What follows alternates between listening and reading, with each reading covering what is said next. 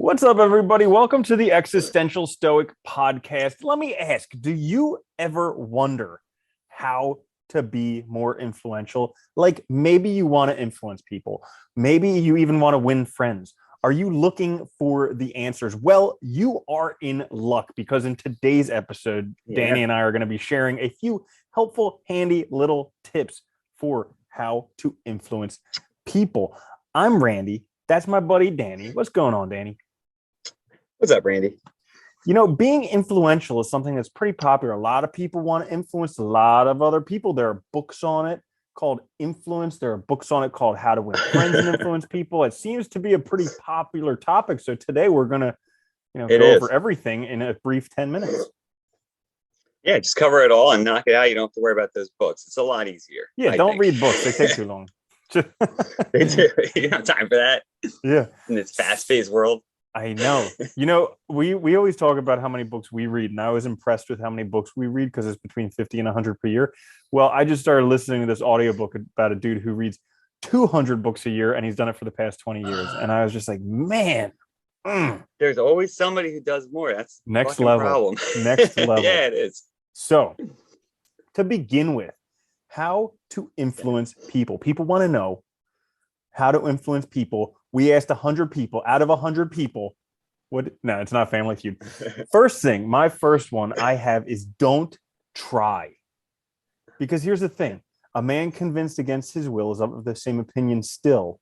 And if it rhymes, it's got to be true.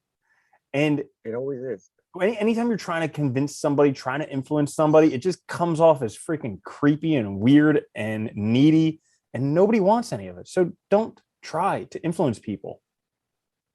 Yeah, I like that too, because it's like, I think if you're trying, it'll be noticeable, and then it doesn't work. Or you're already in a position where you had maybe like a difference in power or something, relationship. So it didn't matter anyway. You don't really need the influence. And I think that's part of the problem. I think most people get caught up in trying to do it, and you look the part and then it looks fake. It comes off as, insincere. I like that one a lot. That's a good one. You should not try in this sense.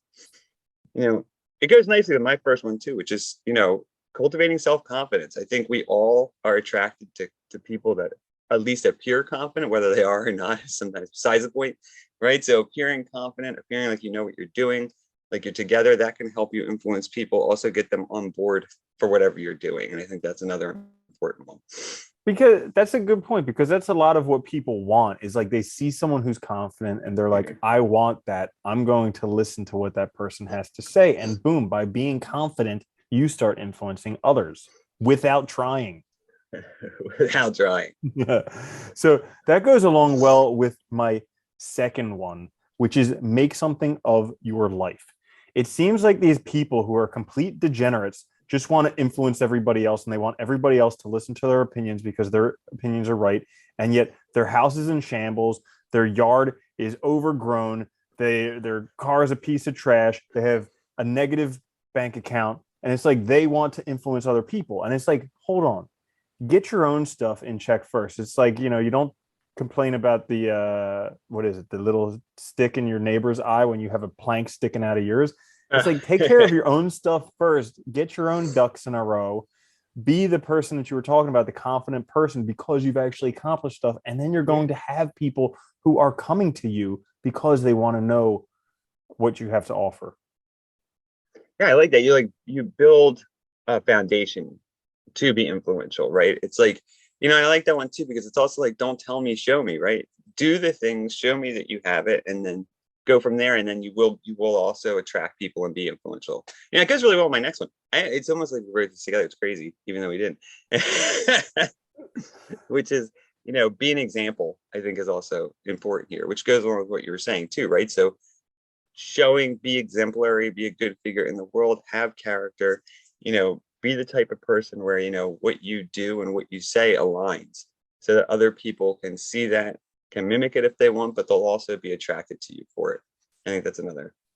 Yeah, that's absolutely a good one, because again, the examples are the people we want to influence us. Like, at least me personally, I look up to people who have accomplished a lot in life, and I want to know the things that they know. So I think other people will go the same way, which brings me into my last one, which is put service first.